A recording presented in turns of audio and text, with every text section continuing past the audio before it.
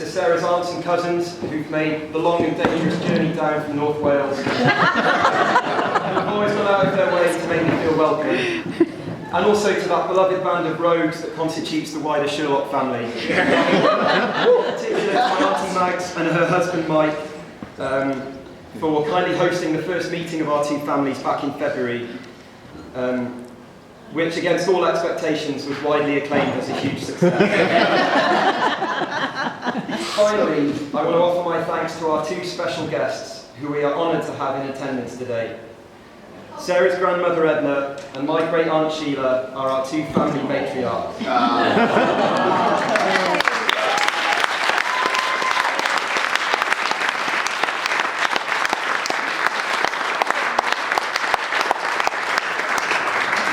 With a combined age of 42, they are true forces of nature, and wisdom and kindness echoes through the generations of family that have followed them. And I'd like to move on and say a big thank you to all the lads who made it out to my stag do, and in particular to Jamie and Matt, my best men, for organising what I can honestly say was one of the best days of my life. I wouldn't have believed beforehand that an afternoon tour of the contemporary art galleries of South Wales experimental jazz would have worked for this country. However, this is just another example of how much I still have to learn. By the way, lads, we've got you all a little memento for the day, so it's that little envelope in front of you if you haven't opened it already. So cheers, boys, for coming out and for making it such a good day. I also want to say thank you to the girls who arranged my sten do, and to let Laura, Katie and Emma know that the toenail polish is still going strong. I'd like to thank our fantastic speakers from the service. Marcus, who's one of the most naturally talented scientists I've ever had the privilege of working with. Sarah's auntie Jill, who's been an inspirational school teacher to generations of primary school children for over 30 years. And Emma Martin, who recently got a dog.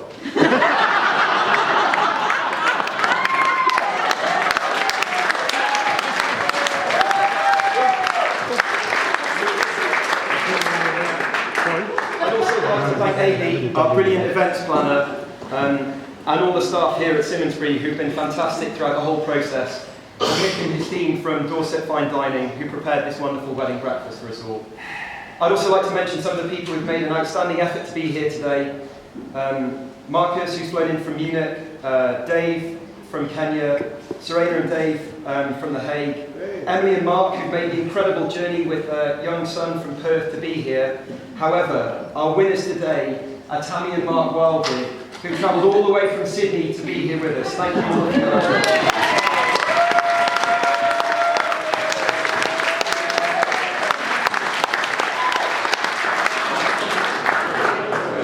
Moving on, I'd like to thank my ushers and my best men for everything that you've done towards today, but more importantly, for being, for more years than I can remember, my best mates. Whether it was my formative years at Queen Elizabeth Cambria with Jamie and Lopez, my time as an undergraduate in Durham with Matt, or slogging my way through my PhD with Step, under the Dreaming Spires, I've always felt I couldn't ask for better friends.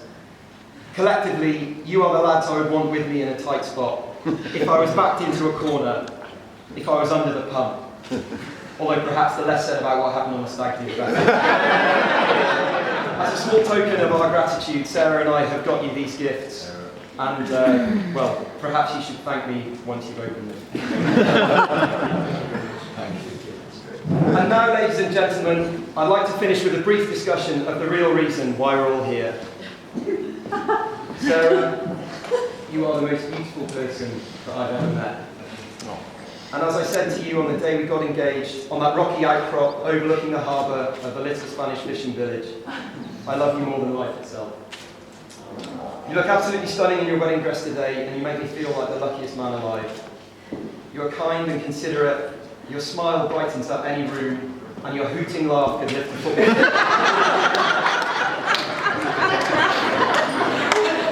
Your voluntary work with children and the way you dote on our little cat Tilly made me certain of what I've always thought, that would be an outstanding mother to the children we hope to have.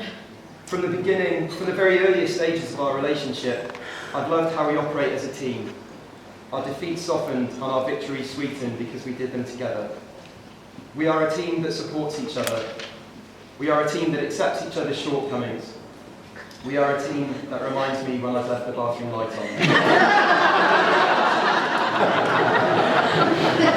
Speaking of beginnings, I suppose it would be remiss of me not to spend a little bit of time talking about how Sarah and I first met. Yeah. Ladies and gentlemen, I'd like to take you back to the balmy summer of 2011, to the Cumbrian village of Cartmel on the beautiful occasion of the wedding of Chris and Laura Kelly.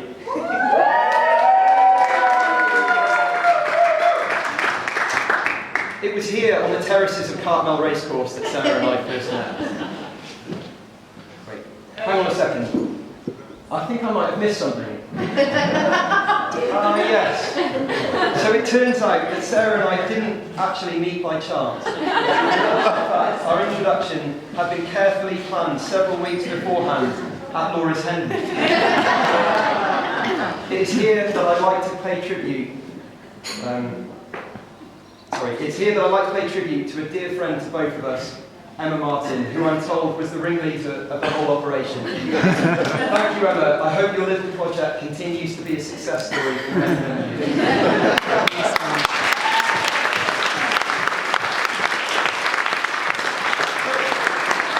Back to the terraces of Cartmel Racecourse, and a meeting that was slightly less spontaneous than perhaps I'd previously described.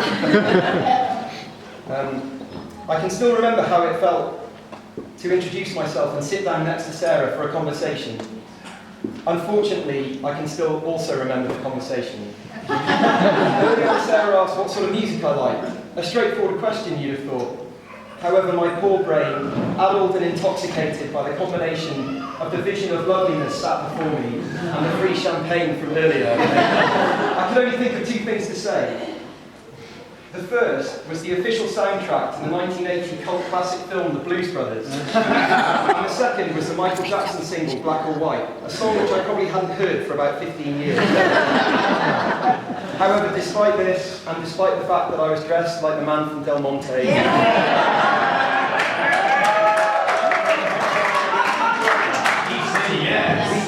chatted and laughed, we danced, exchanged numbers, and the rest, as they say, is our beautiful history.